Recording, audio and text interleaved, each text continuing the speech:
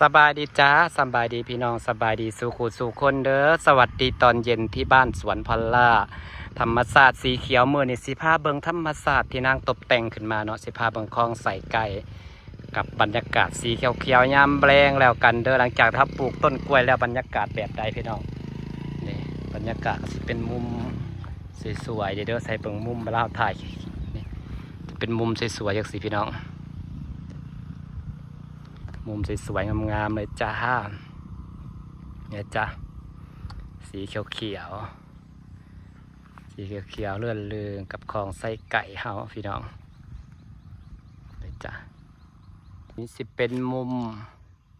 นี่ก็งามเด้พี่น้องสังเกตเห็นต้นกล้วยบ่ถ่ายมันใหญ่กว่านี้แห่งสีงามมันแนมเป็นเห็นมุมต้นกล้วยนี่ใบมันงามเด้มุมคลองไส้ไก่สวยๆจ้า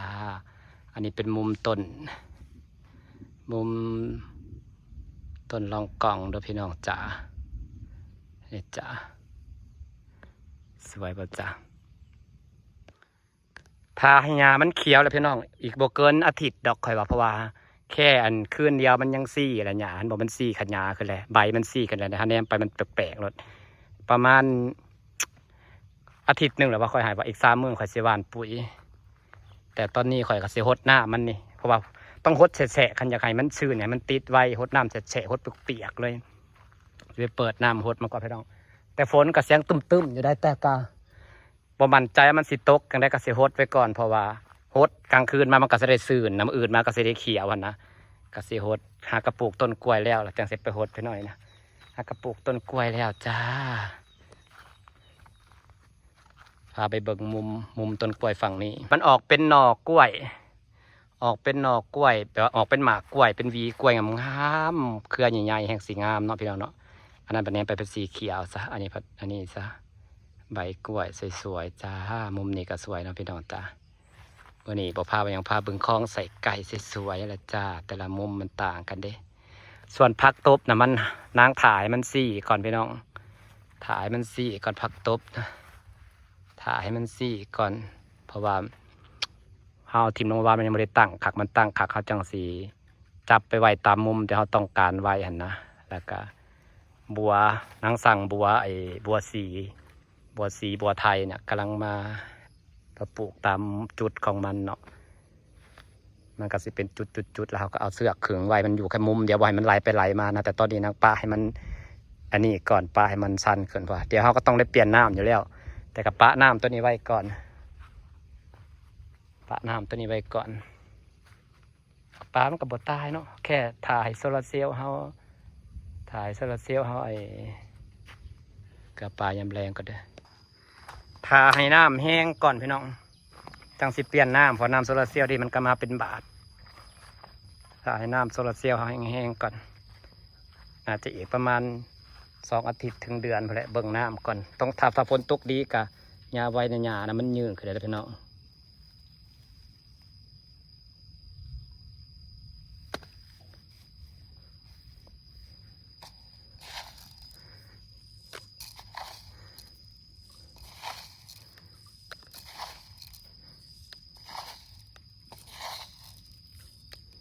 เปิดน้ำหดหยากกัน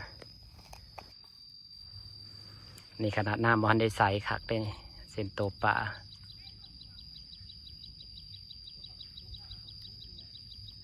ถ่ายน้ำใสๆปลาใหญ่กันนี่กัน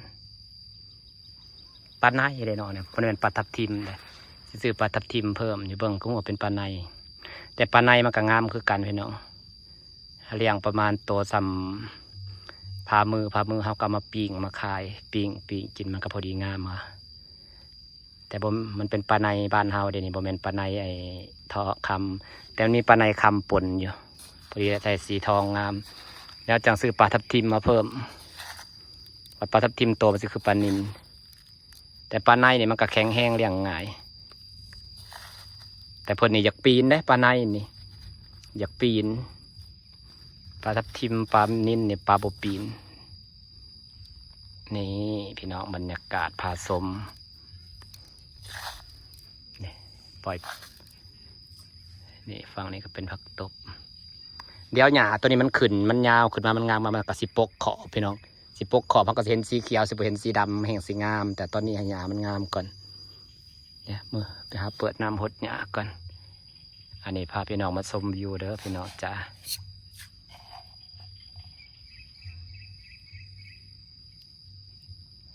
ป่า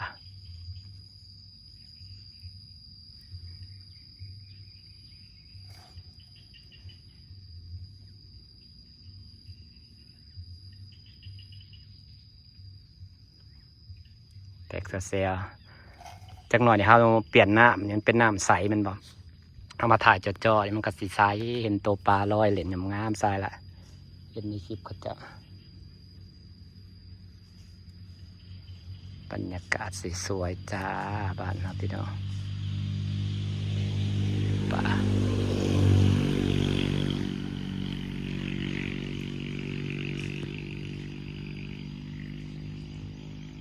แบบปลาในถามมันใหญ่พอแล้วเขาเพื่อนบอกว่าปลาทับทิมเหมือนปะหากสักคนไปเบิ่งในเพจไปซอกเบิ่งนะเขาว่าปลาทับทิมโตมันสิแบบจักแล้วมันใหญ่หากเราว่าปลาทับทิมเราวะตัวขี้ตัวจับตัวคายนะถ้าเบิ่งว่ามันใหญ่ปลาในก็เลี้ยงง่ายคือกันปลาในใหญ่ไว้แต่ว่าย่านอย่างเดียวย่านมันปีนปลาในนะเดี๋ยวโตมันมีปลานิ่นกับปลาเนี่ยสองอย่างเราค่อยปล่อยเด็กตัวมันใหญ่โมเมนต์บ่โมเมนต์ก็ดีแต่ปลาทับทิมอย่างดีบ่มีตัวใหญ่ได้โมเมนต์เนาะปลาในโมเมนต์บ่ปลาในมันสิตัวยาวๆปุ้งๆเนาะหัวปุ่มๆจะว่าบ่จะว่าแม่นบ่ปลาในนะโมเมนต์กับปลาทับทิมมันก็หัวปุ่มๆคล้ายๆปลานิ่นอยู่ได้เนาะบ่ปลาในมันสีตัวปุ้งหัวมันงอนเนาะหัวเป็นปลาในของบ้านเขานะเรื่องเหลืองขาวๆก็แสดงว่าปลาทับทิมซะเบิ่งอย่างหนึ่งไปที่คือปลาในค่อยบ่ถ้าเบิ่งมันใหญ่จักหน่อยใหญ่จัก2 นิ้วเนี่ยสิเบิ่งออกมันยังน้อยเด้ถ่ายให้มันเปื่อยอันนี้มันไม่ได้เปื่อยมันยังน้อยอยู่พอได้ปลา2 นิ้ว3 นิ้วแล้วจะสิเบิ่งออกกับปลาอีกอย่างพี่น้องสิฝากบรรยากาศไว้ซ้ำนี้เดี๋ยวให้ขึ้นมาเบิ่งคลองมีปลาเฮาหักเบิ่งบาดลอยบาดกินนะก็คือปลาทับทิมปลานิ่นมันสิกินแบบปุ๊บปั๊บปุ๊บปั๊บปุ๊บปั๊บปุ๊บปั๊บไปรอรุ่นนะคะว่าเขาสิตัวเฮาอยู่บ่คะนี่กินขึ้นมากินซาเซลแล้วพี่น้องหากกระมือที่2เดี๋ยวมันก็เริ่มเชื่องเริ่มตามฮะแล้วโอเคพี่น้องฝากบรรยากาศไว้ซ้ำนี้ละจ้าไปเปิดน้ำหดอันนี้กัน